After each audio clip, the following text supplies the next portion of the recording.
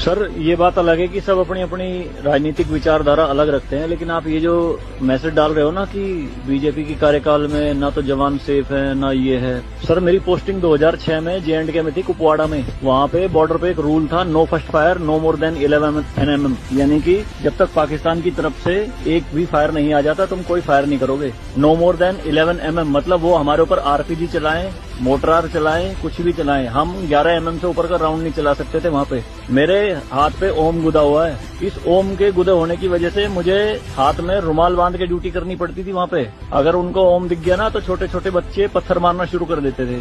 और सर श्रीनगर के लाल चौक पे 26 जनवरी के दिन बहुत बड़ा तिरंगा बिछा के जिंदी गाय काटी थी, जिंदी, और जिंदी की खाल उतारी थी सबके सामने, पूरी सेना के सामने यूनिट खड़ी थी वहाँ पे पूरी, और चक्कू लहरा के खूब बोलते थे, क्यों भाई हिंदुस्तानी कुत्तों, तुम्हारी माँ है ना ये, देखो क्या हाल करेंगे इसका हम। भाई कुछ नहीं उखाड़ सकते थे उनका। क्यों? क्योंकि सेंट्रल में गवर्नमेंट गंडवी थी, नपुंसक गवर्नमेंट थी। हमारे सर पे चौकी बना ली थी उन्होंने, जो LAC है ना, LOC, उस पे बिल्कुल वहीं 50 मीटर के दायरे में। और रात में बड़े बड़े स्पीकर पे माइक पे बोलते थे पाकिस्तानी रेंजर्स, अरे अपनी बहनों के एक रात के लिए हमें दे दो।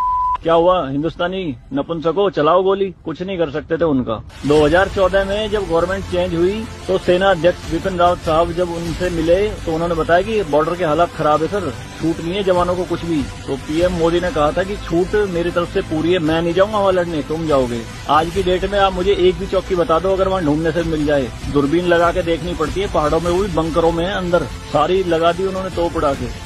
शांति काल में आप 155 MM की बोफोर्स टाइप की तोप नहीं चला सकते, यूएनओ का रूल है। लेकिन 2014 में ये बोफोर्स भी चली J&K में पाकिस्तान की तरफ चौकी उड़ाने के लिए। तो सर ये मत कहिए कि बीजेपी के कार्यकाल में जवान मर रहे हैं, ये हो रहा है।